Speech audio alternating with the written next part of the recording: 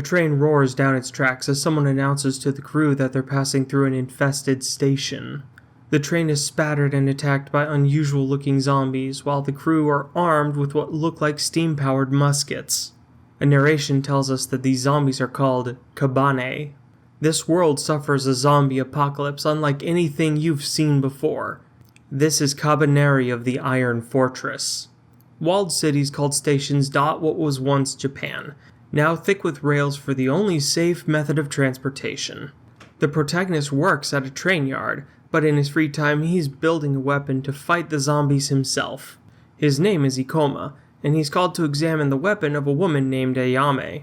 The Kotetsujo, the Iron Fortress, makes the scene for some world building, and as Ikoma is sitting in a prison cell for trying to prevent a false execution, we're introduced to the second main character, Mume. Literally no name. Later that night, another train shows up to the station, but it's covered in Kabaneri. It crashes and begins a zombie invasion.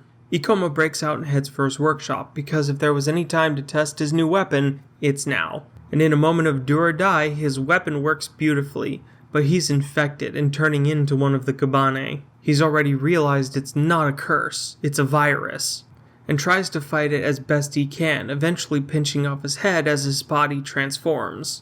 Also, Mume does this.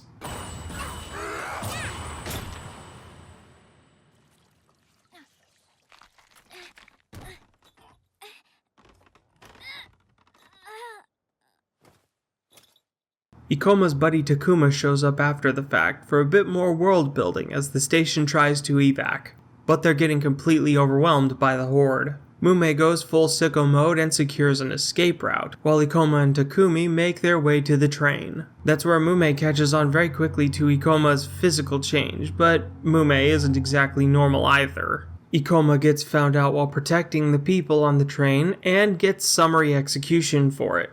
But he's not a Kabaneri, he's a Kabaneri. So of course he shows up again and starts blasting to help the train leave the station. Takumi and Mume pull him back aboard, and Mume reveals she's also a Kabaneri.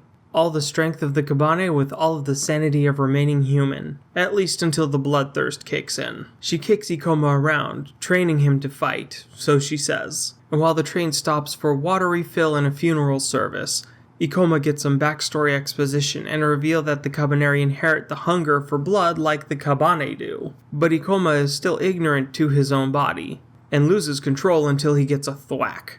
Then the actual Kabaneri show up again, causing the train to flee. A full mutiny on board sees the fearmongers seize control away from Ayame, their acting leader, and locking Mume and Ikoma up with Takumi and two others he worked with, Kajika and Sukari. And because of the fearmongers, the Kabaneri manage to board the train and start their slaughter.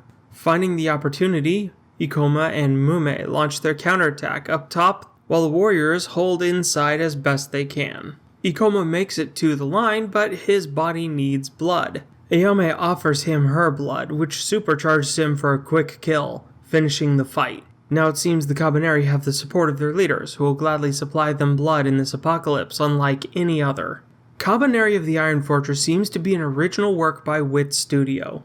First airing in April of 2016 with a 12-episode season, a 28-chapter manga by Shiro Yoshida would follow in May, with a 6-chapter prequel novel written by Junpei Kasaoka published in June, and wrapping up the story as a trilogy of movies. Lights That Gather premiering December 31st, 2016, Life That Burns on January 7th, and The Battle of Unato on May 10th of 2017.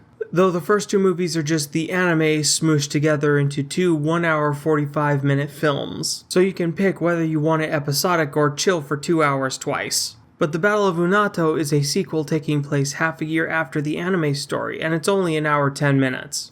It's an incredible piece of fiction to be a studio's original story, with the setting taking place during Japan's Industrial Revolution, the Meiji era from roughly 1870 to 1910, just old enough to maintain the medieval Japanese aesthetic while adopting newer technologies right on the edge of going full steampunk.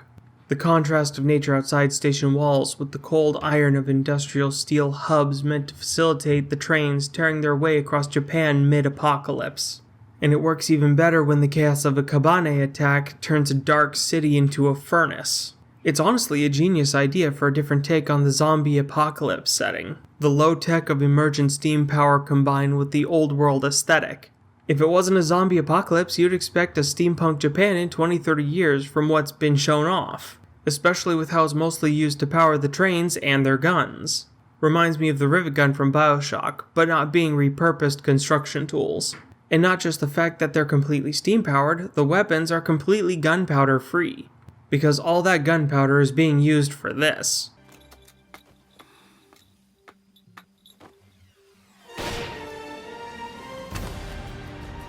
What would a steampunk Japan actually look like, though? I mean, one of the defining features of steampunk is being Victorian era. So when you see someone try to use the style, there's that underlying tone of mid to late 1800s Britain that you just can't get away from.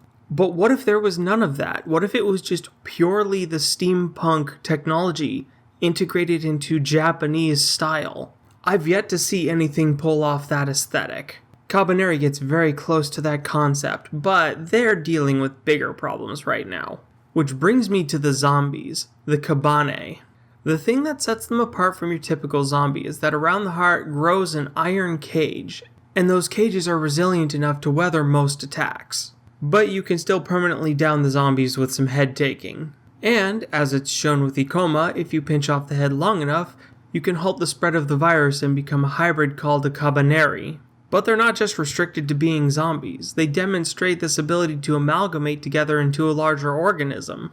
And by the time episode 12 is over, you might just be wondering if the Kabaneri have a greater hive mind controlling them, which would be weird because there's no known origin for the virus. With all the tech, including medical, being in its fledgling form, don't expect any examinations on why the Kabaneri appeared over the plot trying to figure out what they even are.